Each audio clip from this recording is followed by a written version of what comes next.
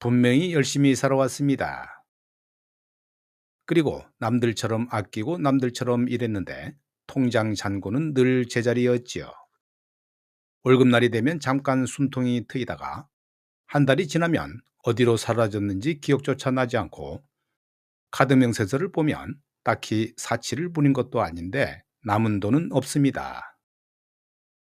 그러면서 스스로를 탓하게 되지요.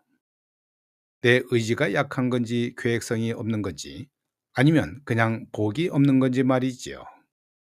그런데 오늘 이 영상을 보고 계신다면 한 가지 먼저 말씀드리고 싶습니다.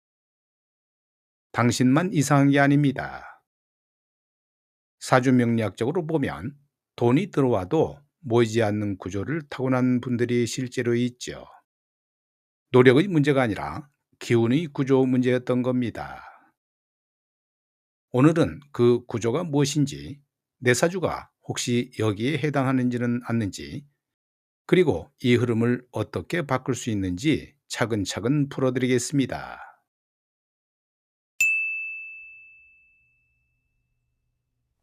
사주는 태어난 연도, 월, 일, 시간을 기준으로 8글자로 이루어지지요.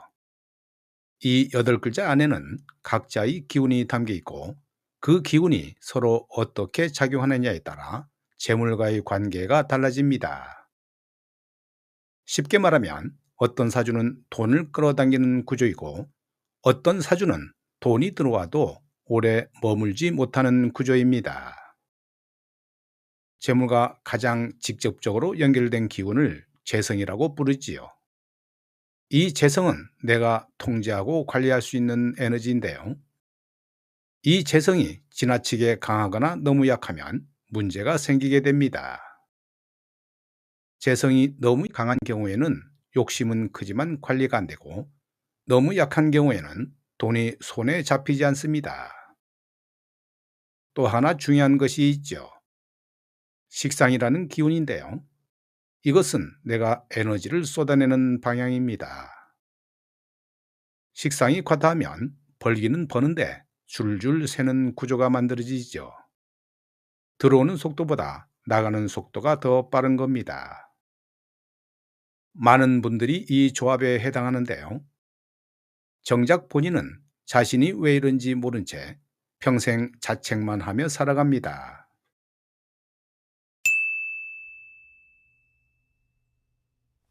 돈이 모이지 않는 사주에는 생활 속에서 나타나는 공통된 패턴이 있죠.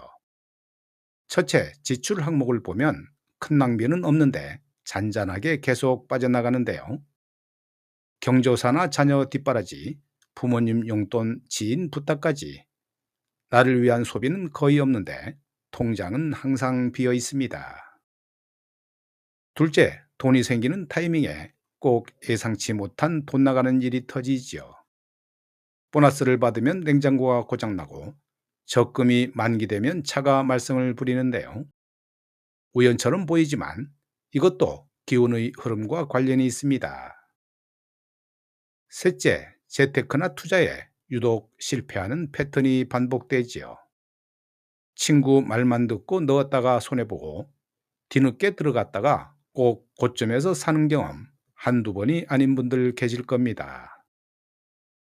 이런 패턴들이 단순한 운이 나빠서가 아니라 내 사주 안에 있는 기운들의 충돌에서 비롯될 수 있습니다. 특히 사주 안에서 재성을 극하는 기운, 즉 재물 에너지를 약하게 만드는 기운이 강하게 자리 잡고 있는 경우에 이런 현상이 반복됩니다. 내 의지와 상관없이 구조적으로 돈이 새는 방향으로 흘러가는 겁니다.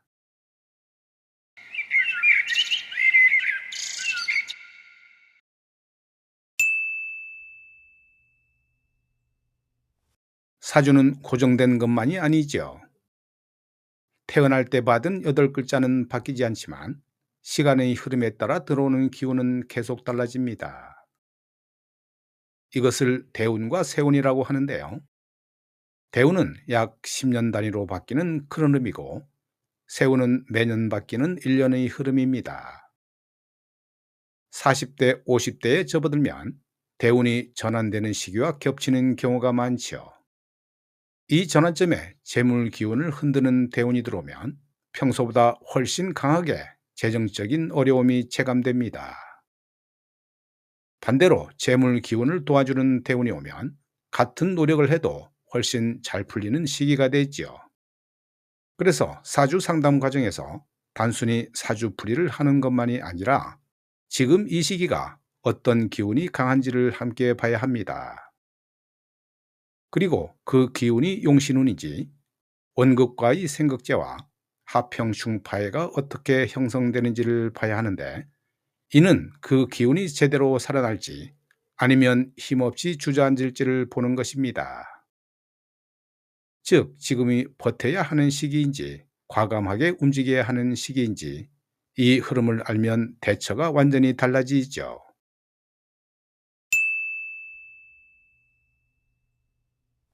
중요한 것은 이 운이 안 좋다면 포기하라는 이야기가 아니지요. 오히려 반대입니다. 내 기운의 흐름을 알면 대비가 가능하고 새는 구멍을 막을 수 있고, 돈이 모이지 않는 구조라면 확장이나 수입을 늘리는 것보다 지출 통제를 먼저 강화해야 합니다. 재성이 약하다면 예적금처럼 자동으로 묶어두는 방식이 체질적으로 맞지요. 본인 의지로 관리하려고 하면 어느 순간 무너지는 경우가 많기 때문입니다. 또한 재물이 들어오는 방향, 즉 어떤 일을 했을 때 돈이 따라오는지도 사주 안에 단서가 있죠. 누군가는 혼자 조용히 기술을 갈고 닦을 때 재물이 들어오고, 또 누군가는 사람을 많이 만나고 활발히 움직일 때 돈이 들어옵니다. 직업을 선택할 때도 그렇고 자기 기운의 방향과 반대로 돈을 벌려고 하면 아무리 노력해도 효율이 나지 않지요. 내 기운의 방향을 알고 그 방향으로 에너지를 쏟는 것이 가장 중요한데요. 이것이 바로 사주를 보는 실질적인 이유입니다.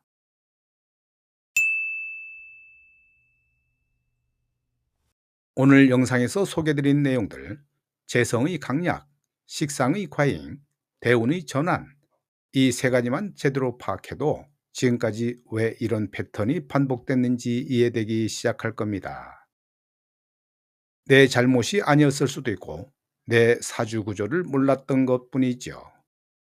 사주의 신 채널은 단순히 사주풀이를 하는 것만이 아니라 지금 이 시기가 내가 어떤 흐름 위에 있는지, 재물 기운이 언제 강해지고 언제 빠져나가는지, 어떤 방향으로 움직여야 하는지를 실제 삶에 연결해서 풀어드립니다. 혼자 답답하게 안고 계셨던 분들, 제대로 점검받아 보시길 권해드립니다. 이 영상이 조금이라도 마음에 와닿았다면 좋아요 한번 눌러주시는 것이 이 채널이 더 많은 분들께 닿을 수 있는 가장 큰 힘이 됩니다. 여러분의 이야기도 함께 나눠주십시오. 사주의 신이 함께 하겠습니다.